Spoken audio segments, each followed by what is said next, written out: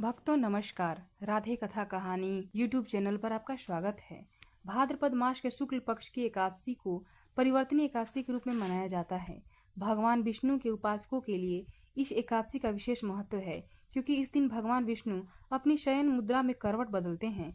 करवट बदलने के कारण ही इस एकादशी को परिवर्तनीय एकादशी कहा गया है। पौराणिक मान्यता के अनुसार परिवर्तनीय एकादशी का व्रत करने वाली व्रती को वाजपेय यज्ञ के समान फल मिलता है। इस एकादशी के दिन विष्णु जी के वामन स्वरूप की भी पूजा होती है। कहा जाता है कि परिवर्तनीय एकादशी के दिन भगवान वामन की पूजा करने से सभी मनोकामनाएं पूर्ण होती हैं। परिवर्तनीय एकादशी के महात्म्य की व्याख्या सृष्टि के पालनहार श्री कृष्ण ने की थी। आज हम वही कथा आपके लिए लेकर आए हैं। एक समय की बात है, युधिष्ठिर महाराज ने भगवान श्री कृष्ण से पूछा, हे प्रभु, आप तो ब्राह्मण के पालन करता हैं, सर्वज्ञानी हैं। आप कृपा करके मुझे भाद्रपद के शुक्ल पक्ष में आने वाली एकादशी और इसके महात्म्य के बारे में विस्तार से बताएं। भगवान श्री कृष्ण ने उत्तर देते हुए कहा कि भाद्रपद के शुक्ल पक्ष में आने वाली एकादशी को परिवर्तनीय एकादशी के नाम से जाना जाता है। यह एकादशी पुण्य प्रदान करने वाली और भौतिक बंधन से मुक्त करने वाली होती है।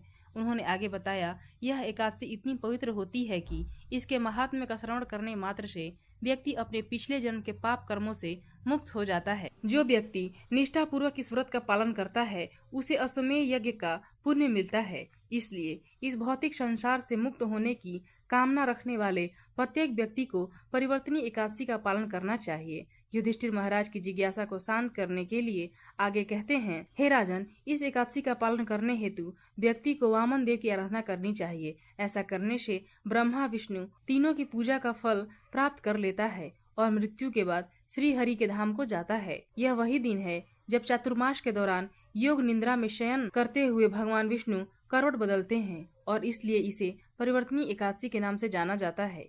इस प्रकार भगवान श्री कृष्ण ने परिवर्तनीय एकादशी का महात्म्य श्री युधिष्ठिर जी को बताया है। एकादशी के व्रत से एक दिन पूर्व जौ, गेहूं, मूंग की दाल आदि का सेवन नहीं करना चाहिए। इसके अलावा इस दिन किसी अन्य व्यक्ति के घर अन्न ग्रहण नहीं करना चाहिए। इस दिन किसी का अपमान भूल से भी ना करें। सनातन व्रतों में एकादशी पर भगवान विष्णु की पूजा का विधान है। इस दिन संपूर्ण विधि और उचित सामग्री के साथ पूजा करना अत्यंत फलदायक होता है। एकादशी पर की जाने वाली पूजा सामग्री कुछ इस प्रकार है: चौकी, पीला वस्त्र, गंगा जल, भगवान विष्णु की प्रतिमा, गणेश जी की प्रतिमा, अक्षत, जल का पात्र, पुष्प, माला, मौली या कलावा, जनेऊ, धूप, दीप, हल्दी, कुमकुम, चंदन, अगरबत्ती, तुलसी दल, पंचामृत का सामान जैसे दूध, दही, घी, शहद और मिश्री, मिष्ठान, ऋतुफल, घर में बनाया गया नैवेद्य। इस सामग्री के द्वारा एकादशी के दिन भगवान विष्णु की विधिवत पूजा की जाती है। इस दिन भगवान श्री हरि विष्णु को पीले वस्त्र पहनाकर पूजा की जाती है। विष्णु जी के साथ साथ माता लक्ष्मी की भी पूजा की जाती है। व्रत करने वाले व्यक्ति को इस दिन विष्णु सहस्त्रनाम, विष्णु स्तोत्र, गोपीनाथ द्वादशी व्रत कथा का पाठ अवश्य करना चाहिए। एकादशी के दिन व्रत करने वाले जातक दशमी तिथि की शाम में व्रत और पूजन का संकल्प लें। दशमी में रात्रि के भोजन के बाद से कुछ भी अन्न या एकादशी व्रत में निषेध चीजों का सेवन न करें। एकादशी के दिन प्रातः काल उठें और किसी पेड़ की टहनी से दातुन करें। इसके बाद नित्य कर्मों से निवृत्त होकर स्नान करें। स्नान करते समय पानी में गंगा जल मिलाकर स्नान करें। स्नान के बाद स्वच्छ वस्त्र धारण करें। स्वयं को चंदन का तिलक करें और भगवान सूर्य नारायण को अर्घ्य दें और नमस्कार करते हुए आपके व्रत और पूजा को सफल बनाने की प्रार्थना करें। अब पूजा करने के लिए सभी सामग्री इकट्ठा करें और पूजा शुरू करें। सबसे पहले पूजा स्थल को साफ करके इस स्थान पर एक चौकी स्थापित करें और इसे गंगा जल छिड़क कर पवित्र करें। इसके बाद चौकी पर एक पीला वस्त्र बिछाएं। इस चौकी के दाईं ओर एक दीप प्रज्वलित करें। सबसे पहले दीप प्रज्वलित इसलिए किया जाता है ताकि अग्निदेव आपकी पूजा के साक्षी बने। चौकी के सामने एक साफ आसन बिछाकर बैठ जाएं। जल पात्र से अपने बाएं हाथ से दाएं हाथ में जल लेकर दोनों हाथों को शुद्ध करें।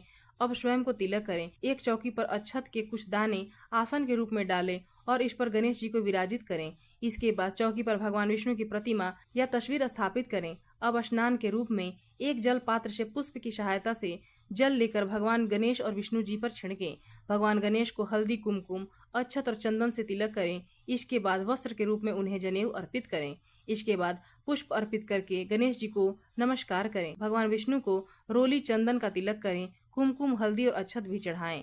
अब ओम नमो भगवते वासुदेवाय नमः मंत्र का जप करते हुए श्री हरि को पुष्प, जनेऊ और माला अर्पित करें। भगवान विष्णु को पंचामृत में तुलसी दल डालकर अर्पित करें। चूंकि भगवान विष्णु को तुलसी अति प्रिय है, इसलिए भगवान के भोग में तुलसी को अवश्य शामिल करना चाहिए। ध्यान दें, गणेश जी को तुलसी अर्पित ना करें। इसके बाद भोग में मिष्ठान ऋतुफल अर्पित करें। विष्णु सहस्त्र नाम या श्री हरि स्तोत्र का पाठ करें। एकादशी व्रत की कथा सुने। अंत में भगवान विष्णु की आरती करें।